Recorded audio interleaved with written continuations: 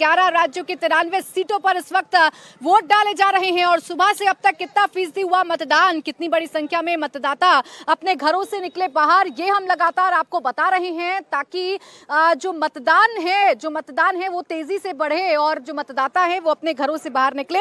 देखिए, आज बिहार, यूपी और बंगाल में तीसरे राउंड के मतदान हो रहे हैं, तो गुजरात की सभी 25 सीटों पर आज वोट डाले जा रहे हैं। महाराष्ट्र में 11 सीटों पर उम्मीदवारों की किस्मत का फैसला आज हो जाएगा, यानी किस्मत आज ईवीएम में कैद हो जाएगी, मतदाता कैद कर देंगे। तो कर्नाटक की बाकी बची 14 सीटों पर आज मतदान पूरा हो जाएगा। किस बूथ पर किस उम्मीदवार का पलड़ा है भारी, किस राज्य में किस दिग्गज की किस्मत आज दांव पर लगी है, वोटर किन मुद्दों को ध्यान में रखकर कर रहे हैं वोट, ये हम लगातार आपको बता रहे हैं। देखिए, तीसरे चरण की अगर हम बात करें तो अभी तक यानी कि सुबह 10:30 बजे तक 12% का मतदान ओवरऑल हो चुका है। उत्तर प्रदेश की 10 सीटों पर 13% वोट अभी तक डाले जा चुके हैं। इसके साथ ही अगर आप बिहार की 5 सीटों की बात करेंगे तो यहाँ 11% मतदान अभी तक हो चुका है।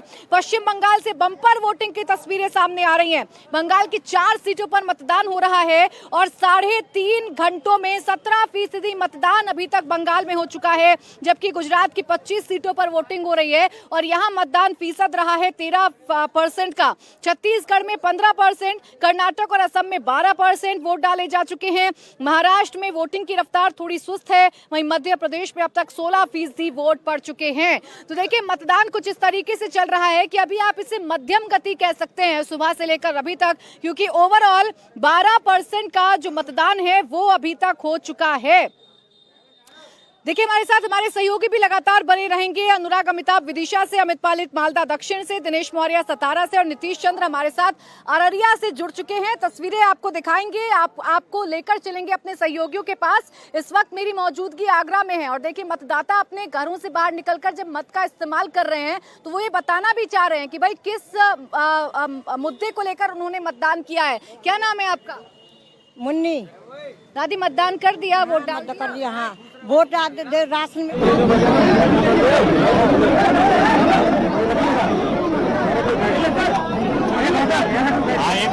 मतदान कैसा चल रहा है?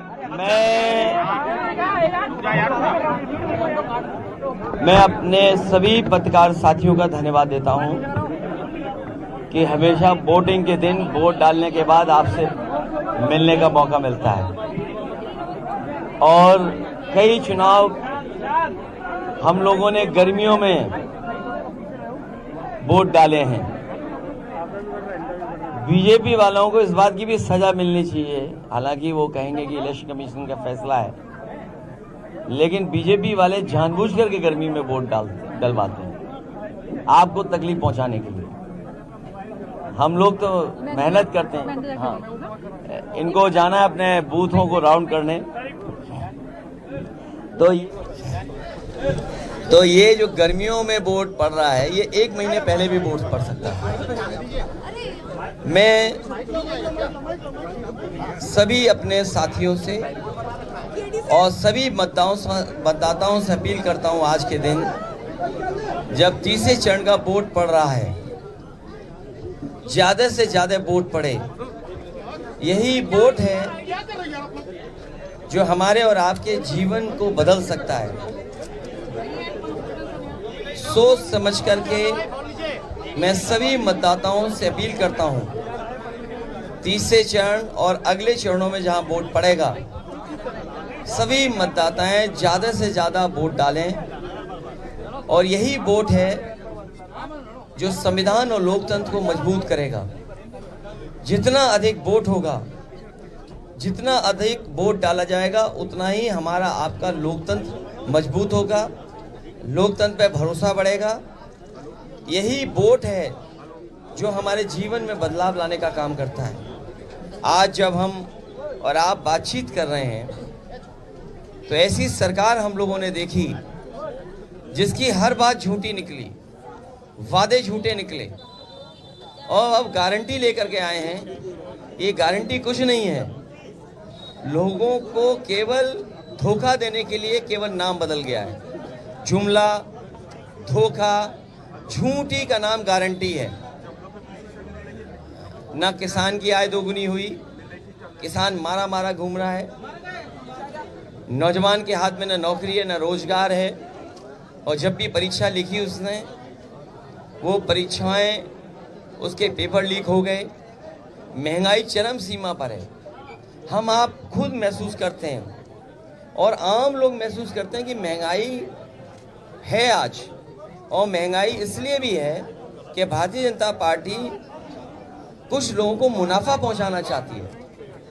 उन मुनाफे से इलेक्टोरल बॉन्ड ले रहे हैं वो, और उनके खाते में जा रहा है। आज अगर हम महंगाई देखें, गाड़ियां तो बहुत महंगी हो गई हैं, मोटरसाइकिल की कीमत क्या हो गई है। 2014 में कोई चीज किसी की कीमत क्या थी और आज कीमत क्या है। ये सब मुनाफा ज्यादा कमाने देने लोगों को, उसकी वजह से भी महंगाई है। भ्रष्टाचार की वजह से महंगाई है। और फिर बड़े बड़े सपने दिखाए इन्वेस्टमेंट के, कहीं इन्वेस्टमेंट आया हो जहां नौकरी रोजगार मिले हो, तो ना इन्वेस्टमेंट आया और ना रोजगार ना नौकरी। डिफेंस कॉरिडोर बनाने की बात कही, डिफेंस कॉरिडोर पता नहीं कहां बन रहा है। और फिर हमने कई मौकों पर फार्मूला बताया कि 60 लाख बच्चों का भविष्य अंधकार में डाल दिया सरकार ने। 60 लाख परिवार के अगर माँ बाप ही वोट इस सरकार के खिलाफ डाल देंगे तो 60 गुणा 3, 1 करोड़ 80 लाख, 1 करोड़ 80 लाख का अगर हम भाग दे दें तो आप खुद जानते होंगे कि एक लोकसभा में वोट कितना कम हो गया। कुछ जगह से सूचनाएं आ रही हैं, जबरदस्ती कर रही है सरकार। यहाँ पर भी आप अंदर डाल सकते हैं। सुनने में आ रहा है कि बाहर अधिकारी लगाए गए हैं ज्यादा। और जब मैं खुद गाड़ी से जब उतरा, उसे होश ही नहीं था पुलिस वाले को कि गाड़ी के चारों तरफ भाग रहा था, चारों तरफ भाग रहा था। पता नहीं क्या खाना नहीं खाया था उसने, या बताया होगा सरकार ने कि जैसे कोई हम लोग उतरे गाड़ी से चारों तरफ घूमना। मुझे तो खुद समझ में नहीं आ रहा कि क्यों गाड़ी के पास चारों तरफ घूम रहा था।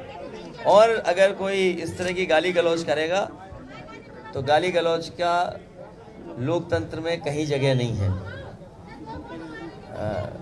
हम लोग वोट डालने वाले लोग हैं, और जीतने वाला कभी गुस्से में नहीं आता है, हारने वाला खिसियाता है।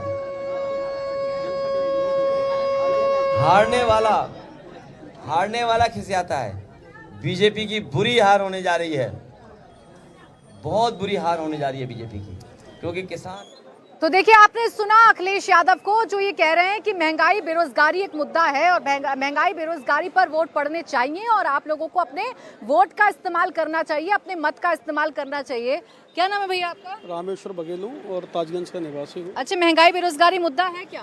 कोई मुद्दा नहीं है। मोदी जी ने बहुत काम किया है देश में, और अब की बार जनता बहुत ही उत्साह के साथ जनता अपने घरों से निकल रही है। देखिए, महंगाई बेरोजगारी पर आगे बात करेंगे, यहाँ लोगों से भी बात करेंगे, लेकिन लालू यादव क्या कह रहे हैं, उनका रिएक्शन सामने आया है, आइए आपको सुनवाते हैं।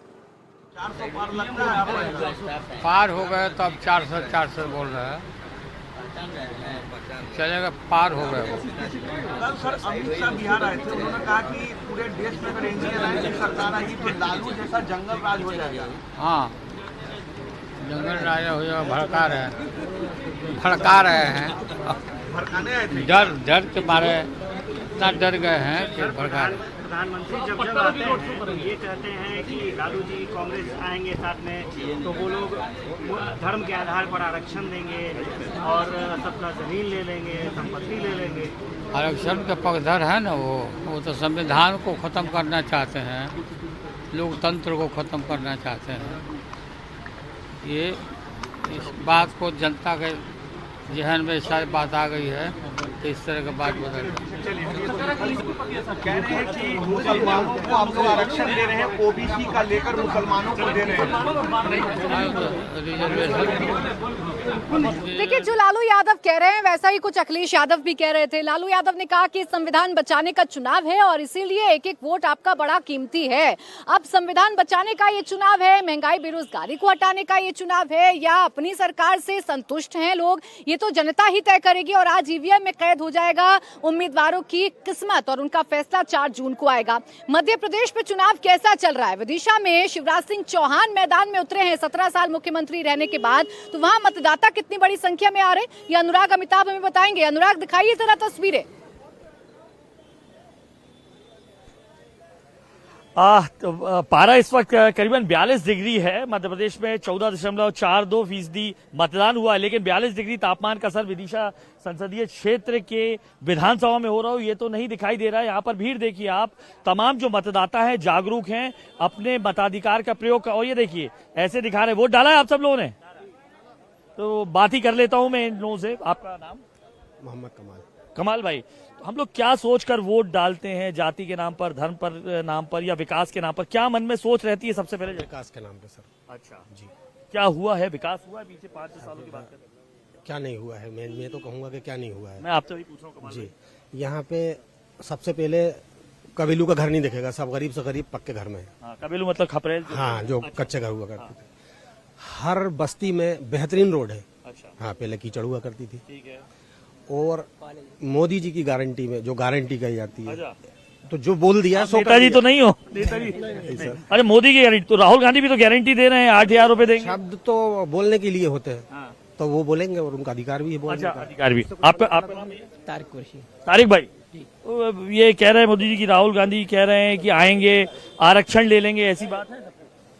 नहीं, आरक्षण की बात दूसरी है, वो जो भी करेंगे उनकी बात अलग है। अभी फिलहाल में मोदी जी ने जो गारंटी दी है उस पर हमें पूरा भरोसा है। ऐसा मोदी में क्या, मोदी की गारंटी है, भरोसा है आपको? इससे पहले जो है कि देश के अंदर किसी भी आदमी के पास आयुष्मान कार्ड नहीं था, और आदमी आयुष्मान कार्ड जी, और आदमी बीमारी की वजह से बेचारा जो है मतलब चला जाता है, मर जाता है। लेकिन आज है कि हर एक आदमी के पास में आयुष्मान कार्ड है और उसका इलाज फ्री होता है बेचारे का। हाँ, अभी 1 साल पहले हमारे यहाँ जो भांजे साहब का इलाज फ्री हुआ बेचारों का। ये तो नहीं कि टीवी कैमरा देख लिया तो बोलने लगे आप लोग। आपका नाम भैया? कामता प्रसाद जी पाल। क्या करते हैं? मैं कृषि करता हूँ अच्छा। और वर्तमान राजनीति से जुड़ा हूँ।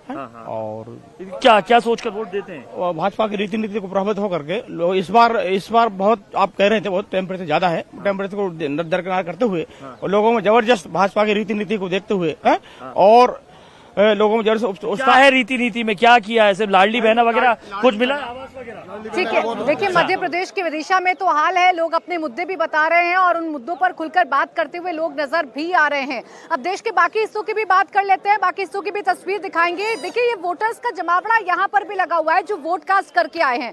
आगरा में मौजूद हैं हम लोग और आगरा में जो वोटर्स हैं वो अपने बड़ी संख्या में घर से बाहर निकल रहे हैं, ये कहें तो गलत नहीं होगा। हम अमित के पास चलेंगे जो कि मालदा दक्षिण से हमारे साथ हैं। उससे पहले कुछ लोग बहुत देर से हमसे बात करना चाह रहे हैं। क्या नाम है आपका? किन मुद्दों पर वोट डाल रहे हैं इस बार? इस बार कांग्रेस पे डाल रहे हैं। क्या परेशानी, महंगाई, बेरोजगारी मुद्दा है? हाँ, बेरोजगारी है मुद्दा है। आपका क्या नाम है भैया? इरशाद खान। किन मुद्दों पर वोट डाल रही है? देश हित में। देश हित में। देश हित हुआ है 5 सालों में कि नहीं हुआ? बहुत हुआ, तरक्की हुई है, खूब हुई है। कौन है पसंदीदा नेता? मेरा वो मोदी।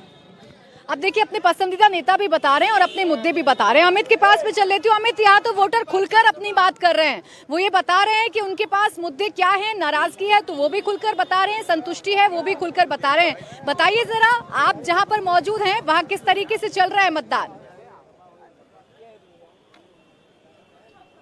देखिए, मालदा दक्षिण में अगर मैं बात करूं तो यहां पर हम जिस भी पोलिंग बूथ में गए हमें अच्छी खासी भीड़ नजर आ रही है।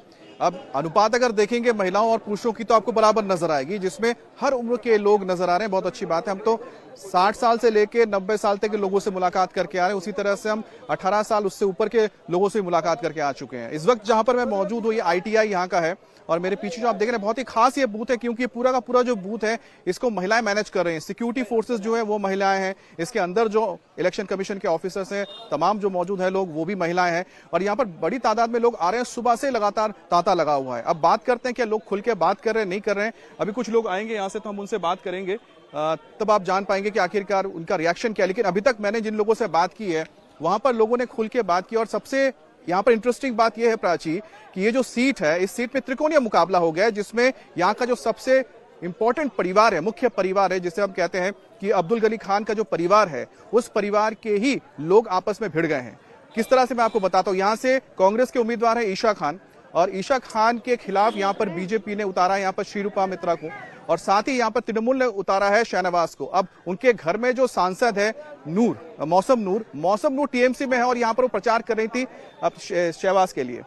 और दूसरी तरफ देखा जाए तो ईशा खान जो है वो उनके परिवार के हैं, उनके खिलाफ वो प्रचार कर रही थी। तो कहीं ना कहीं जो ये मुकाबला, ये माहौल तो आप मालदा दक्षिण का बता रहे हैं। और देखिए, अगर हम बंगाल की बात कर लें तो 4 सीटों पर मतदान हो रहा है और फिलहाल बम्पर वोटिंग हमें बंगाल में देखने को मिल रही है और ये बम्पर वोटिंग पहले और दूसरे चरण में भी देखने को मिली थी। बिहार की बात कर लेते हैं, बिहार में किस तरीके से मतदान चल रहा है। अररिया सीट पर मेरे सहयोगी नीतीश चंद्र इस वक्त मौजूद हैं। नीतीश, बताइए जरा, अररिया में किस तरीके का माहौल है, कितनी उत्सुकता है मतदाताओं में?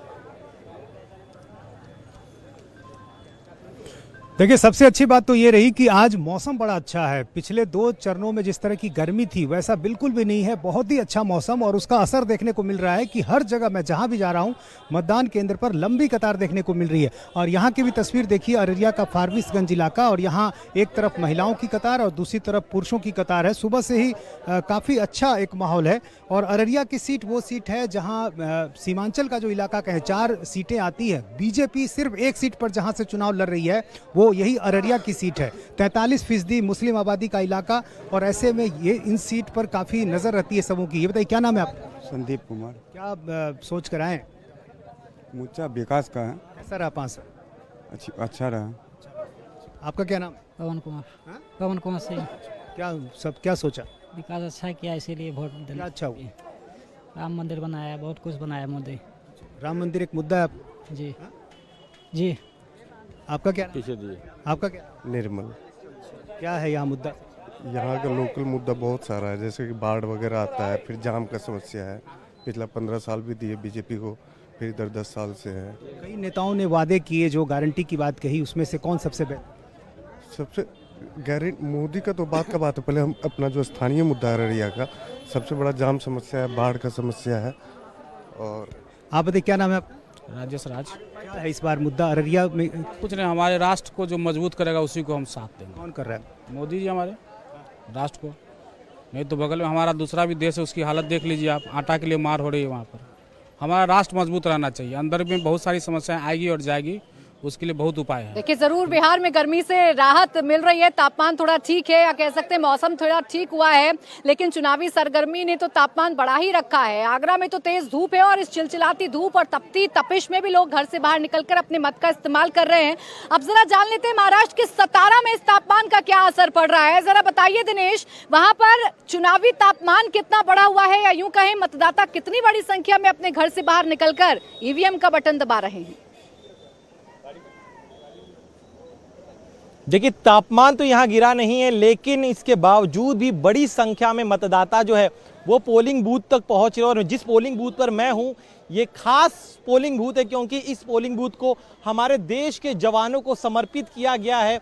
जिस जगह ये पोलिंग बूथ स्थित है, ये महाराष्ट्र का शहीदों का गांव कहा जाता है, आपशिंगे, जहां पर प्रथम विश्व युद्ध से जो है इस गांव से लोग जो है सैनिकों को भेजा करते थे। देश के जितने भी अब तक युद्ध हुए, सभी युद्धों में इस गांव के युवाओं ने जो है वो हिस्सा लिया है सैनिक के रूप में। यहाँ पर जैसे ही आप प्रवेश करते, देखिए मैं मतदाताओं से बात करूंगा, उसके पहले इस बूथ की खासियत बता दूं। यहाँ पर सेना के तीनों जो विंग है उनकी तस्वीरें, बड़े बड़े होर्डिंग्स लगाए गए हैं। इस तरह से रंगोली के जरिए हमारे जो सैनिक इस समय सरहद पर है और देश में लोकतंत्र सुरक्षित रहे, इसलिए सरहद पर अपनी जो है दिन रात जो है वो समर्पित है अपने देश की रक्षा करने के लिए। उन शहीदों के गांव में, सैनिकों के गांव में हम लेकर चलते हैं और यहाँ पर लंबी लंबी कतारें जो है, सुबह से ही बड़ी संख्या में यहाँ पर मतदाता आ रहे हैं, अपने अधिकार का इस्तेमाल कर रहे हैं। और सबसे अहम बात, जितने भी अब तक सैनिक परिवारों से हमारी बातचीत हुई, उनका कहना है कि पिछले 10 वर्षों में सैनिकों की जो स्थिति है